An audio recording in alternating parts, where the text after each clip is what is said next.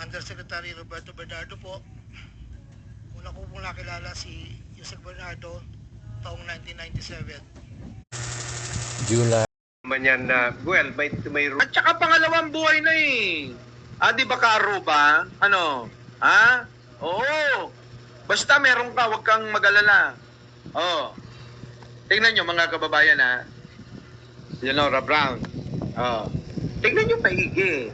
Isipin nyo maigi. Si Manong Boying, pangalawang buhay niya na yan. Hindi pa ba gagawa ng matinuyan? Alam nyo, kung kayo, mga kababayan, dumaan sa nadaanan ni Manong Boying, sigurado hindi na mahalaga ang pera. Wala na ang pera. Dahil sa akin, para sa aking opinion, pananaw, naranasan niya yung mamamatay ka lahat talaga walang halaga. At para sa ang pera kung mamamatay ka, di ba? Ibig sabihin, binuhay ka ni Lord. Kasi may plano pa sa'yo. May plano pa kay Boying. May plano yan sigurado.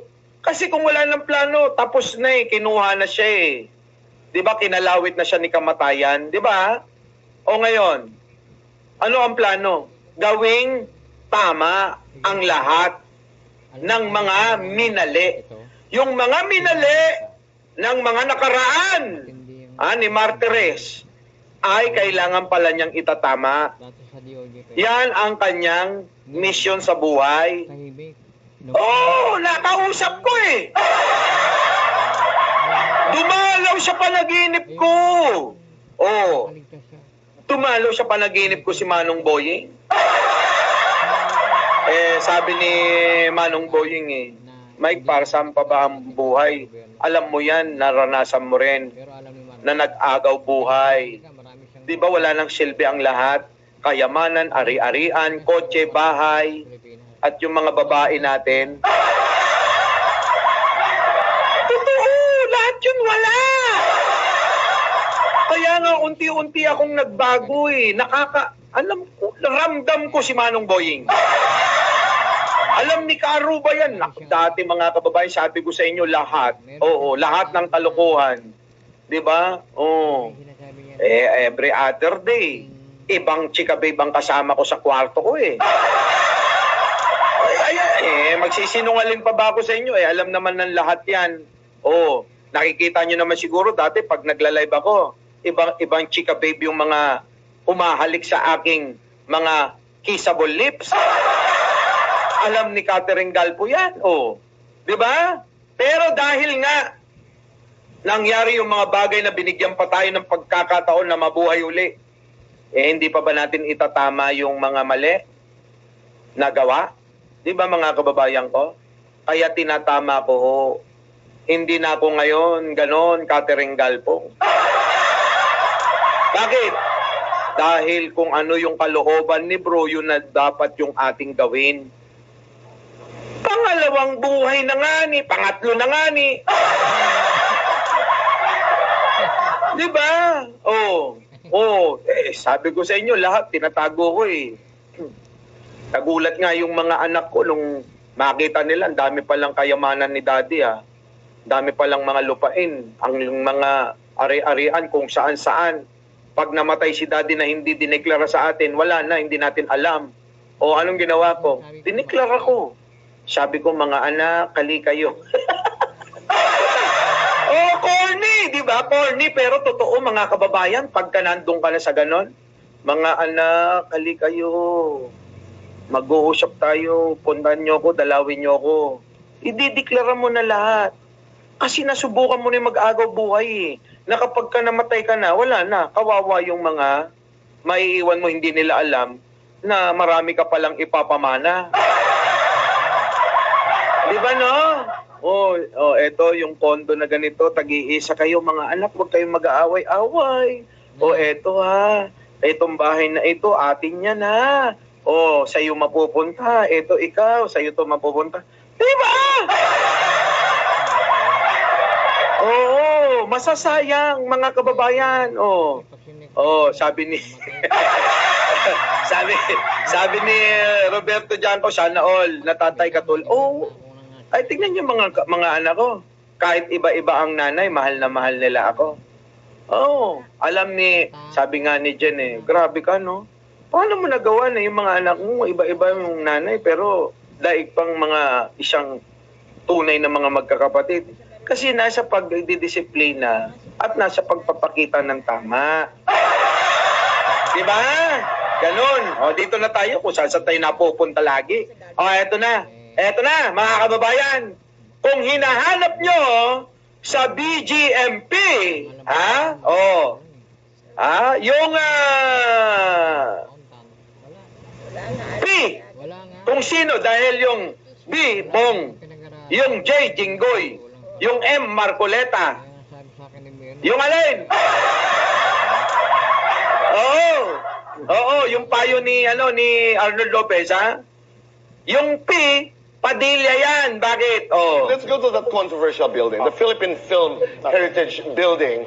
Ano ang estado ngayon yan? Well, natapos na siya. Pero dumaan kami sa kalahating butas ng karayom. Kasi originally, nung inestimate yan, nung kontratista ni then Chairman Tirso Cruz, okay, ang binigay na presyo, 150 million to build that building. Tapos, binigyan kami ng pera, ng insertion ni Senator Padilla, ni Robin Padilla, ng 150 million. Tapos sabi sa amin, tapos na ang building. Hindi na si Tirso ang chairman, ako na ang chairman. Hindi, pagdating ko, kalahati pa lang. Alaka. Okay, sabi ko, bakit ganito ito? Ang sabi, 150 phase 1 lang yun. Alaka. Kailangan mo ng 100 million. Sabi ko, Diyos ko, saan ako kukuha ng 100 million? Kahit lumuhod ako sa lahat ng senator at congressman, saan ako kukuha ng 100 million? Oo. Mabuti na lang na nakamiting ko na ng First Lady, okay, at nabanggit ko yung problema. At ang sabi ko, kasi, tignan nyo, ang First Lady pa ang sumulusyon, hayop ka talaga, Padilla. Na-realize ko kasi ang kontratista niyan, yung tinalo ni Vico sa Pasig. Ito ng mga Diskaya couple. Okay, so ayun, doon medyo pumilantik ang tenga ng First Lady, pumunta. Anyway, nung pumasok si Vince Hison, okay, ni-require ng First Lady kay Vince na tapusin itong building. So right now, kumusta ang estado? Ay, tapos na. So, kita nyo, mga kababayan ko, dahil kay First Lady, Boss Mike, paano naman kami? Ano mapupunta sa amin? Ano gusto nyo? Pagmamahal. Diba? Ayaw nyo ng pagmamahal? I love you all. Diba? Yun ang mahalaga, yung pagmamahal, tandaan nyo. Minsan nangulila ako dyan. Ulitin natin, bigyan natin ng reaksyon. Insertion ni Robin Padilla, tapos kontratista ay mga Diskaya. Let's go to that controversial building, the Philippine Film Heritage Building. Ano ang estado ngayon yan? Ano ang estado? Ito binuksan na mga kababayan Natapos na siya, pero dumaan kami sa kalahating butas ng karayom. Kasi originally, nung inestimate yan, kalahating butas daw ng karayom ang dinaanan nila. then, Under Armour. Chairman Tirso Cruz, okay, ang binigay na presyo, 150 million to build that building. Tapos, binigyan kami ng pera, ng insertion ni Senator Padilla, ni Robin Padilla, ng 150 million. Sabi sa amin, tapos na ang building. Hindi na si Tirso ang chairman, ako ang chairman. Hindi, pagdating ko, kalahati pa lang. Kita nyo, pagdating kalahati pa lang. Okay, sabi ko, bakit ganito ito? Sabi, 150 phase 1 lang yun. Grabe, no? Ng 100 million. Sabi ko, Diyos ko, saan ako kukuha ng 100 million? Oo nga naman. Lumuhod ako sa lahat ng senator at congressman. Saan ako kukuha ng 100 million? Mabuti na lang na nakamiting ko na ng First Lady, okay, at nabanggit ko yung problema. At ang sabi ko, kasi, sino ba na yun yan? Na-realize ko, kasi ang kontratista niyan, yung tinalo ni Vico sa Pasig. Ito ng mga Diskaya couple.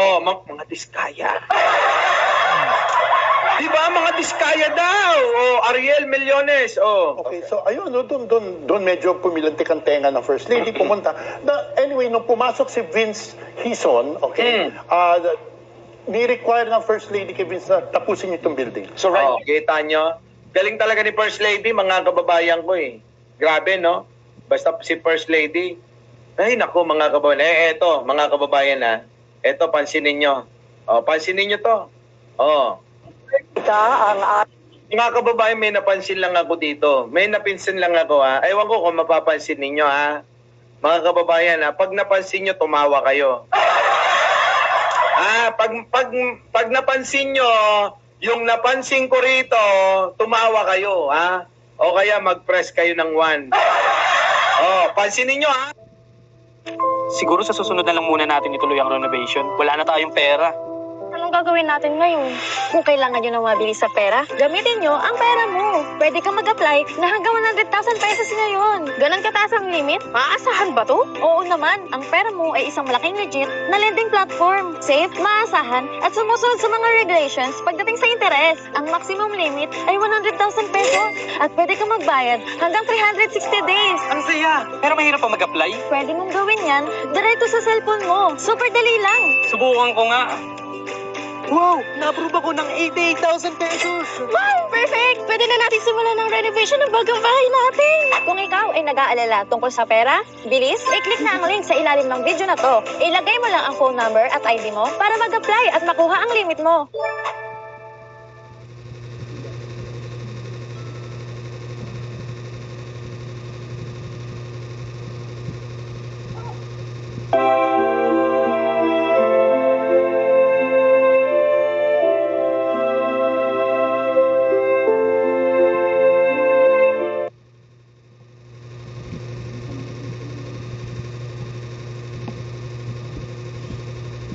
Pansinin nyo, ha? Ngayong ginugunita ang ating mga alagang hayop, ano na nga ba ang lagay ng pagpapatupad ng batas laban sa pang-aabuso ng mga hayop? Ano nyo na ba? Sige nga, kung malawak yung inyong... Kasi, punta na BNC, parang pasimple to eh. Mga kababayan, parang pinasisimplehan eh. Yan, napansin nyo? Tawa talaga ako ng tawa rito, promise, mga kababayan. Kita, ang topic, mga kababayan, ito lang ang BNC, ewan ko sa inyo. Ano ba, sinasadya nyo ba ito? Pasimple lang o ano? Tangina, ang topic, mga kababayan, hayop! Tapos, ang nasa background, buti na pansin nyo, no? Ang nasa background, si Sara Duterte. Hayop! Mga kababayan tingnan nyo ako. Sige, tuloy-tuloy. Ngayong ginugunita ang ating mga alagang hayop, Ngayong ginugunita daw ang mga alaga nating mga hayop. ano na nga ba ang lagay ng pagpapatupad ng batas laban sa pang-aabuso ng mga hayop? Sara! Uy, Sara, alam mo, sinisimplehan ka. Sa totoo lang, di ba? O kayo, sige, ano iisipin nyo? Bakit? Pwede namang iba sana, di ba? Kung tinatalakay mo hayop, maglagay ka man lang dyan, aso. Aso sana, di ba? So, ibig ba sabihin parang sinasabi nila hayop? Hayop yung yan? Sara, parang sinasabi ni Corina, hayop ka. Di ba, no?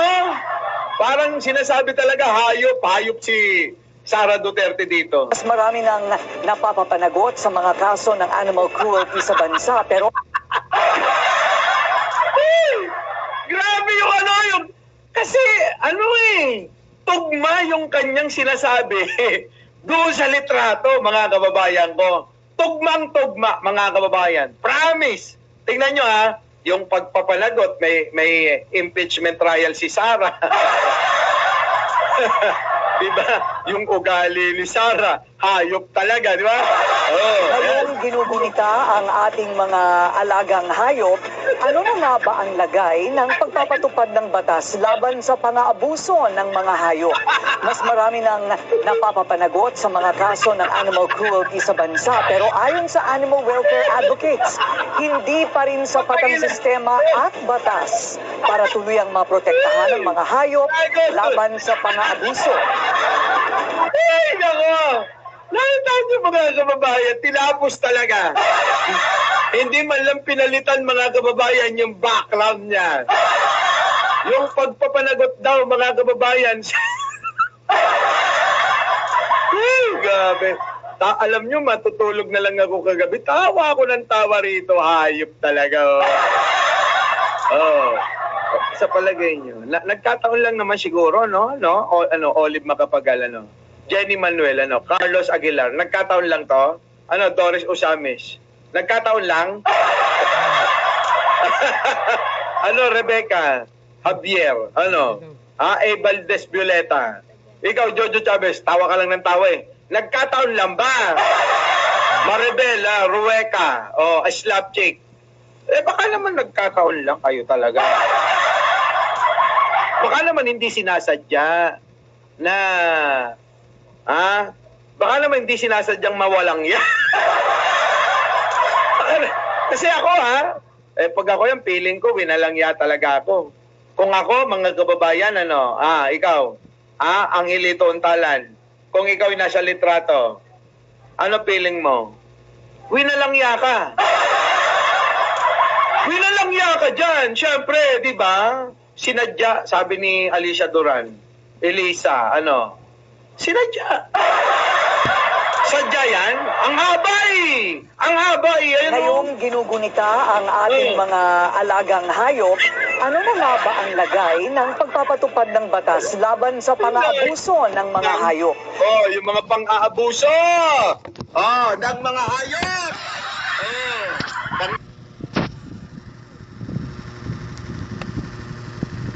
Kayo po ay nanonood sa aking YouTube channel, ang Danilo Dizon TV. At meron pa isa, Danilo Dizon 2.0. At meron din po akong Facebook page. Ang pangalan ay Garja Balita. Pakiclick lang po yung kamay at larawan sa baba ng video na inyong pinanonood. Lalabas po yung the word subscribe.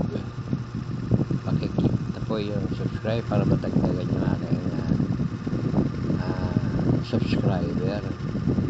Na ang requirement ng YouTube o Meta ay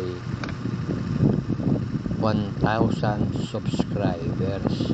Nako, tagal ko pa makakuha ng 1,000.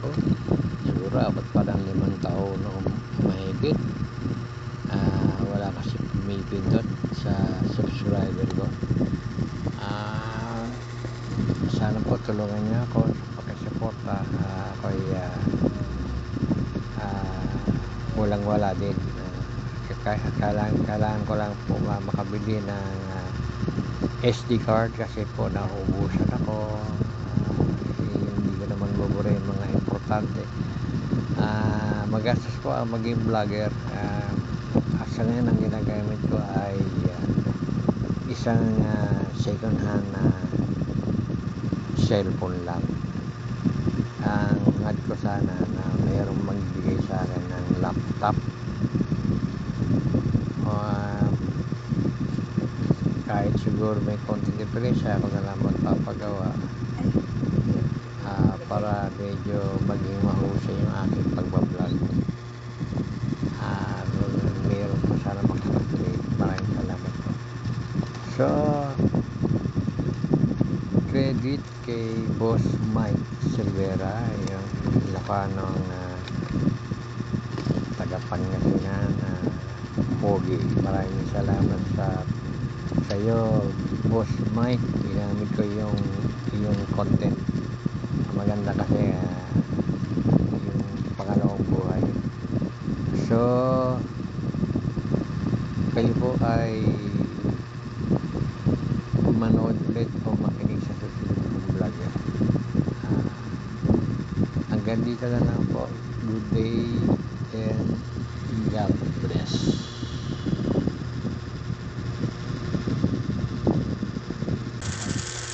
Maraming salamat po sa inyong panonood, pakikinig sa aking YouTube channel, ang Danilo Dizon TV. Pakiclick lang po yung kamay at larawan sa baba ng video. Lalabas po yung the word subscribe. Pakiclick po. Maraming salamat po sa inyong suporta. Hanggang sa muli po. Good day and God bless. Sa 2024, sa UA 1650. Tarlac 2nd, 925. Tapos 2024, 1 billion 25. Pampanga, sa 2023, 1 billion 125. 2024, 75 million lang po. Wala pong alam yung mga tao doon. Ako lang po ang kausap nila. Hindi po alam nila yun ay kay Kong Saldi. Dahil ako lang po, hindi ko po pwedeng sabihin kung saan nanggagaling. Ito po, ang mga iba naman pong nagbababa ay nakilala ko ang kumpanyang Pearl Star. Ngunit kahit pamilyar ako sa Pearl Star, hindi ko kilala ang may-ari nito. Naging tauhan ng Pearl Star ang kilala ko na MK. Na-meet ko po siya sa district. Meron po siyang project na isang tulay na inabutan ko before. Sa pagkakalam ko, si MK ay anak ng may-ari ng Pearl Star. Nagkaroon ng pagkakataon ng 2020 na lumapit sa akin si MK na Pearl Star na nakiusap na humingi ng listahan para sa flood control. Ayon kay plano raw nilang lakarin ng pondo para sa mga flood control projects. Ako'y nagbigay sa kanya ng listahan at nalumabas naman po ito sa GA at UA. Kinaklaro ko na wala akong alam o personal knowledge kung paano nakuha ng Pearl Star ang pondo at kung sino ang kausap nila para masiguro ang pagkuha ng pondo. Hindi po ako knowledgeable doon. Basta nagbibigay lang po ako ng listahan. Ang proyektong igilawad na Pearl Star ay pinunduhan mula sa National Expenditure Program at papondong itinakda ng bicameral conference ayon po sa record. Ito pa po, mayroon pong 2022, si Commissioner Mario Lipana po ay nangingi rin po sa akin ng listahan